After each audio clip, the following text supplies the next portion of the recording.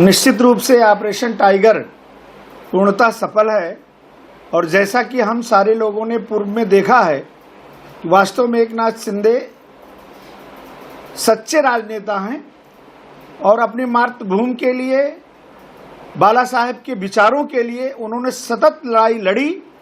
और जब शिवसेना उस बाला साहेब ठाकरे के विचारों से अलग हुई तो शिंदे ने भी अपने आप को अलग कर लिया और असली टाइगर होने का परिचय उन्होंने दिया।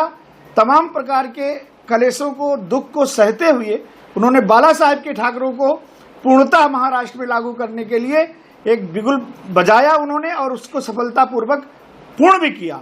उसी तरह से ऑपरेशन टाइगर भी निश्चित रूप से सफल होगा। और जो इस तरह की बयानबाजी कर रहे हैं कि सुबह विरोध करते हैं और शाम को जाकर सांसद के पैर पकड़ते हैं, ऐसी बयानबाजी से हमें बचना चाहिए।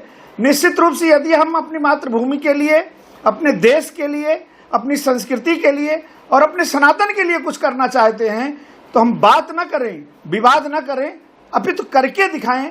जैसा कि महाराष्ट्र में एक से एक महापुरुष हुए हैं, उन्होंने करके दिखाया है। बाला साहेब ठाकरे के विचारों को पूर्णतः यदि कोई अगर इस समय महाराष्ट्र में लागू कर रहा है तो एकनाथ शिंदे हैं। मैं उनके विचारों का समर्थन करता हूं, पूर्णतः वो आगे बढ़े इसके लिए ठाकुर जी से प्रार्थना भी करता हूं।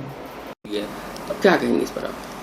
देखिए, योगी आदित्यनाथ जी माननीय मुख्यमंत्री जी ने एसआईटी का गठन किया था और वह राम मंदिर चढ़ावे का पैसा जो बंदरबाट की बात आ रही सामने लोगों के द्वारा, इसमें जो है रिपोर्ट जो है योगी आदित्यनाथ जी को गई है या जाएगी और निष्पक्ष जांच हो रही है, उसमें कोई लेकिन किंतु परंतु नहीं।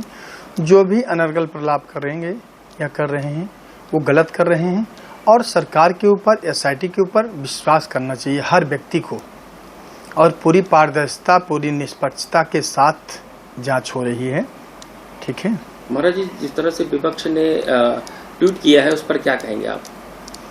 देखिए, धैर्य रखना चाहिए। भगवान राम की आस्था से के साथ विषय जुड़ा हुआ है, इसलिए बहुत ज़्यादा अनर्गल प्रलाप नहीं करना चाहिए किसी व्यक्ति को और धैर्य रखना चाहिए और विश्वास करना चाहिए सरकार पे और एसआईटी पे।